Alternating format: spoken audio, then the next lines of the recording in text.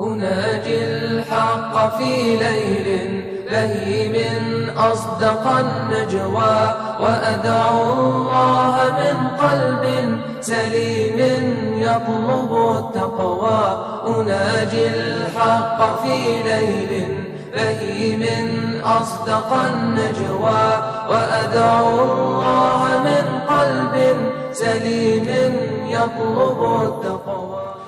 Assalamu alaikum wa rahmatullahi wa barakatuh. Ahlan wa sahlan wa marhaban bikum, and welcome to another edition of Perspective. My name is Faizel Patel. We've already made a wide-ranging predictions for 2015, ending in what can only be described as a calamitous pre-festive season call for harmony, union, and less invasive gadgets, also rabbits. But we are coming to the end of 2014 now, and it's time to get serious.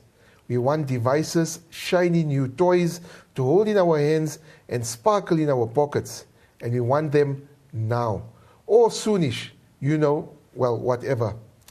What can we expect this festive season as far as gadgets are concerned? What about 2015?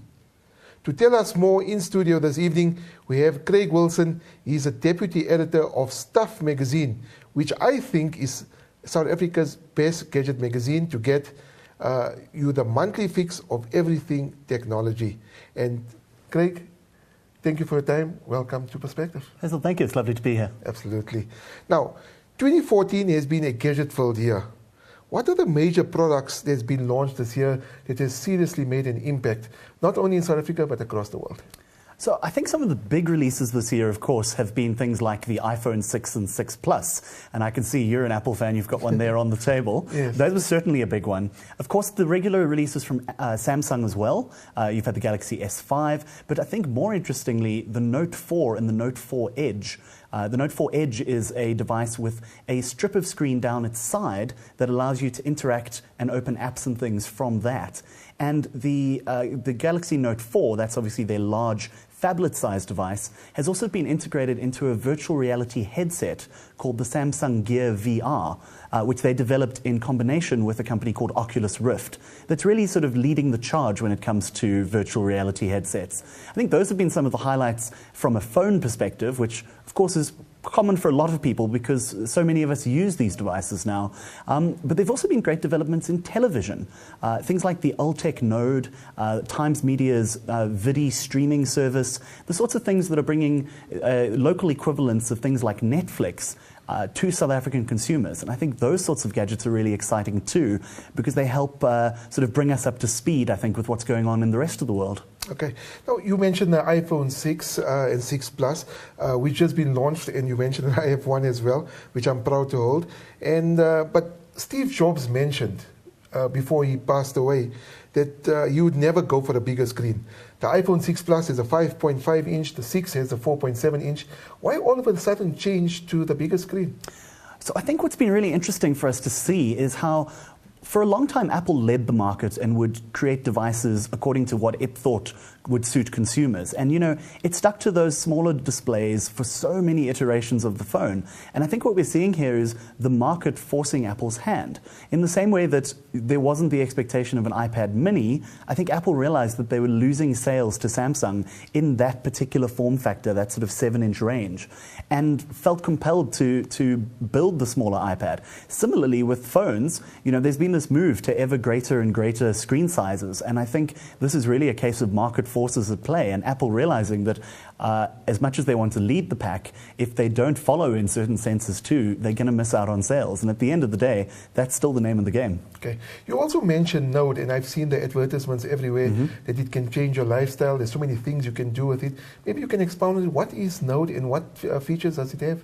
So Node's an interesting one. It's a video on demand service. So the idea is that, like DSTV's box office service, you can pick content and watch it as and when you want. it's meant to sort of replicate a streaming service, but it's also meant to take account of the fact that a lot of South African consumers still don't have access to really good, high-speed, uncapped internet access.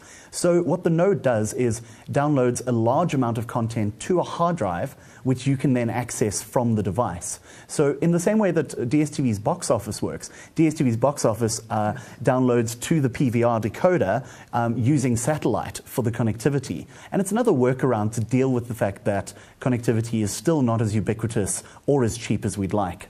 That's the basis of the node, is that you have this content and then you can access it. But they're also selling it as a sort of a full home entertainment device that can do all sorts of other things as well.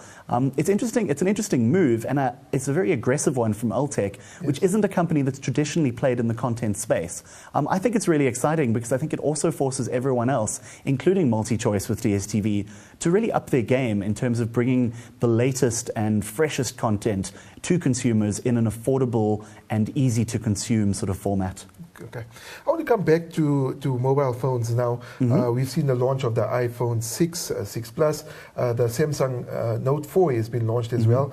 In recent reports, Samsung seems to be losing market share. Their profit seems to be down. What's contributing to the sort of downgrade in profits and sales? And apparently there were also reports that there were muted sales with regards to the Galaxy S5. That's true, yeah. And, it's amazing to see, and this is the nature of the tech industry, right, is how quickly things can shift and move. For a long time, Samsung absolutely dominated the Android handset space. As little as 2 years ago. But I think what we're seeing is a huge ramp up in competition in that market. There are a lot of other people building excellent devices. I, for example, am a huge fan of the Sony Xperia devices. So you've got things like the Sonys, the HTCs, and then I think more importantly, in the mid-range and lower end of the market, you've got a lot of strong competition from the likes of Huawei, but also even Vodacom and MTN. Vodacom has their a Smart Kicker handset that's a 600 Rand Android smartphone. MTN has the equivalent in their Stepper handset. And so what you're seeing is that Samsung used to be almost the only game in town if you wanted an Android device. And now there are so many options and so many affordable options that they've certainly lost that sort of premium position. And I think we're going to have to see what sort of innovations they can bring to their devices to win people over. But also, for such a long time, there were so many added features that I think a lot of people didn't need, and they've sort of tired of that. And so simply adding more, more abilities to the software isn't necessarily going to be enough, I think, to win people over, particularly in South Africa where we're very price sensitive. Okay. Now you're mentioning about the smartphones. Obviously, certain handsets are not within reach of certain people because of the exorbitant prices. We know the Apple iPhone 6 is starting from around 10,000 Rand that you were mentioning. Right. But if somebody wants a smartphone that allows them to do certain things like use WhatsApp or BBM or maybe surf the internet or Twitter or Facebook, whatever the case may be, the cheapest one at the moment that is within reasonable sort of specs, why is it that is available? So there are a couple of things. Things like the Galaxy Mini range, those are very good. There's also a range of HTC mid-range devices. But frankly, the ones that have really impressed me are the incredibly affordable ones. I'm talking about the sub-1,000 Rand smartphones from the likes of Huawei and that the operators are putting out themselves. The cameras are not amazing, but you have all of the key features that make it a smartphone. You have GPS, you have mobile data, perhaps only 3G and not LTE or 4G, but you have the ability to connect to the internet, capture images, share text and video, and all of these sorts of things that we've come to expect from a smartphone, all at under 1,000 Rand. I think some of those, particularly for people who are moving up from a feature phone, it's a great introduction that won't break the bank, and also that, of course, will probably give you the hunger to try and get a better device the next time around. Absolutely. Now, we're seeing, obviously, a change and shift in technology. When cell phones emerged in South Africa, we used to see a lot of calls being made, a lot of SMSs being made. Now, these days, you're seeing a lot of data being used. And I've got a little nephew that wants his father to buy for him airtime so he can use data. Right. The data at the moment, various mobile packages through the various mobile outlets, we're seeing the data prices coming lower and lower. For a 2 gig, I think you can pay as little as 69 Rand. Would we see that the data price is coming even lower in the near future? I think the data, it's going to remain very competitive, particularly when you've got people like S01 in the market who have to work really hard to try and win market share. You know, it's notoriously difficult to get people to change cell phone networks. As easy as they make the process, you still have to go into a store and take your documents and this sort of thing. And so one of the ways to try and win market share, of course, is to offer really competitive pricing. We've seen that from S01 in particular, and this is forcing the other operators' hands. You know, last year, S01 cut their call rates. MTN was slow to respond, and sure enough, in their next set of financials, they showed that they'd lost a couple of 100,000 users. So we're very price sensitive to that, and data prices are certainly going to continue to fall. I think the challenge for operators is to find things that they can sell on top of that data, you know, over-the-top services like streaming video or music or this sort of content-driven material, because unfortunately otherwise they risk becoming what they call dumb pipes, where they only supply data services, but the money is being made by other companies who are selling services on top of that data connection. So that's, I think, the main challenge for companies that the operators face, but certainly prices will continue to fall, although perhaps not quite as rapidly as we've seen this year. Okay. This evening we're speaking to Craig Wilson. He's the deputy editor of Stuff magazine. I think, in my personal opinion, one of the best magazines for your daily or monthly fix of gadgetry or whatever you want to call it. We're going to go for a break. After the break, we're going to be continuing speaking to Craig Wilson. Stay tuned to Perspective. أصدق النجوى وأدعو الله من قلب سليم يطلب التقوى إلهي صرت في ظرف عصيب فاكشف البلوى فيا ربي أنا. Welcome back to Perspective. We're speaking to Craig Wilson. You know, like in my normal program on Perspective every week, we speak about gadgets in the last segment. This week, I decided to focus only on gadgets. We know we almost coming into the new year, and there's going to be a lot of new products going to be launched as well. We've seen the iPhone 6, iPhone 6 Plus, and a whole lot of other technology that's out there as well. Now, Craig, I want to move on to education now. We know that Panyaza Lesufi, who's the MEC for Education, wants to introduce tablets, and some of the schools are introducing tablets to sort of root out textbooks. Sure. But there was some sort of criticism from certain segments within society that says rather focus on ensuring that children get a good education and leave the textbooks in place instead of wasting money on textbooks. Do you agree with that? So I think it's a complicated and sort of loaded issue. I think one of the issues is obviously digital solutions like tablets appeal because then you don't run into things like shipments of textbooks going, disappearing under bridges in Limpopo and this sort of thing. So from a delivery perspective, there's a lot to be said for it. But by the same token, there's the costs involved, particularly as these devices become obsolete over time. So you have to worry about the investment and whether parents, particularly in poorer areas, are going to be able to afford these devices. And if it's not from the parents, then do the schools buy them? And how do you ensure that you have enough for every pupil? You know, one of the challenges is it's all good and well having a lab with 20 tablets, but if you've got 10 classes per standard, that's not really an efficient solution. I think the challenge is finding a balance between integrating the technology and also ensuring that the standards of education don't slip. Frankly, I think one of the key things to get in place in schools, devices aside, is connectivity. I think what we need is good internet connectivity in educational institutions that's either low cost or obviously preferably free. Because also once you get kids online, there's an enormous amount they can do in terms of self-education. And that can also just be done from some of these budget smartphones that we spoke about in the first segment. I think that the trick is finding the balance between traditional education methods and ways you can integrate technology. Okay. Now, besides smartphones and tablets, and we have a lot of other gadgets, if somebody has got money to spend and they want to buy a must-have gadget, sure. What would you suggest? I mean, if you really want to buy something that is unique or different, I'm an avid collector of technology and I love gadgets. But if there's a must-have gadget, what do you think? So I think some of the great things I've seen is, obviously 2014 has felt a lot like the year of the smartwatch. There have been smartwatches and fitness tracking devices out from just about every tech company you can think of. Even Microsoft has recently joined the fray. So I think we've worked out some of the kinks, in these devices. I'm particularly excited to see the Apple smartwatch, but of course you won't be able to get that one in time for Christmas. I think smartwatches are a big one, things like the Moto 360, and also particularly if you're a fitness enthusiast, there's some great devices, the likes of the TomTom Cardio Runner, that are able to actually track your heart rate through your wrist. So if you're training for something, you can use this device. You no longer need a sort of cumbersome strap over your chest. And you can use this to sort of track your training and make sure that you're training in the sort of optimum heart rate zone. The other things that I think have been amazing are the incredible advances in speaker technology. There's a great range of portable speakers that are amazing for, year-end parties or picnics or this sort of thing. Things like the Samsung SB330.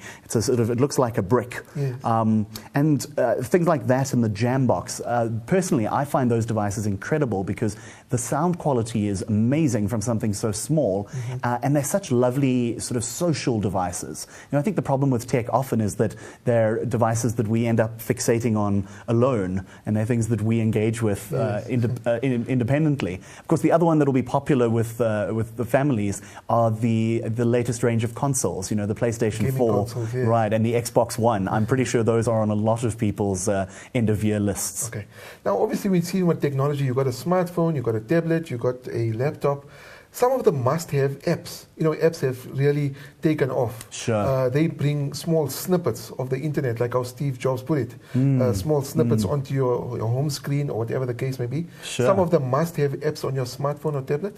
Well, I was going to say, I guess this depends what you do. We were speaking off air about some of the things that we use as journalists, things like Evernote and call recording software and this sort of thing. I'm a big fan of things that are cloud-based. So increasingly, I've tried to move as much of my content to the cloud as possible, using things like the Dropbox app and also Box to make sure that my important information isn't reliant on a device, and that, if I lose my phone or something, I have access to all of that again. But then, of course, I also like the more playful things. I'm a big Instagram user. I'm a huge fan of photo editing apps. It's incredible how much you can now do just on a handset, particularly because the cameras have gotten so good. I'm not much of a gamer, but I'm sure there's a huge range of games for iOS and Android devices in particular, but also Windows Phone, that can certainly keep people busy, particularly if they have a bit of time off from work and are looking to fill their hours. Okay. Now, as far as TVs are concerned, I think that's taking the market by storm. We've seen a 3D TV, we've seen the curved TV, now there's 4K TVs. That's right. If an average user or a person wants to go buy a TV, what are the most important features that they need to look out for when they're buying a television set? Sure. So I think one of the first things, obviously, is that to make sure that the TV is full HD and not HD ready, which is something of a misnomer and usually means that it's a lower resolution of, say, 720p, which is sort of 720 pixels vertically, as opposed to the 1080p. So the first thing is to make sure that it's not HD ready, that it's full HD. When it comes to the latest and greatest, like the curved displays and the OLED, that's organic light-emitting diode displays we've seen out there, or the 4K displays for that matter, frankly, my advice would be to wait. Because TVs, particularly the latest technology, tends to roughly halve in price every year. Last year when we saw the sort of huge LED displays coming out, priced in crazy ranges, up to sort of 100,000 Rand, within a year that had literally halved to 50,000 Rand. And that's going to continue to fall. As they become more prevalent, as there's more demand and the cost of manufacture falls, those kind of cutting edge things, like the curved displays, the prices will continue to tumble.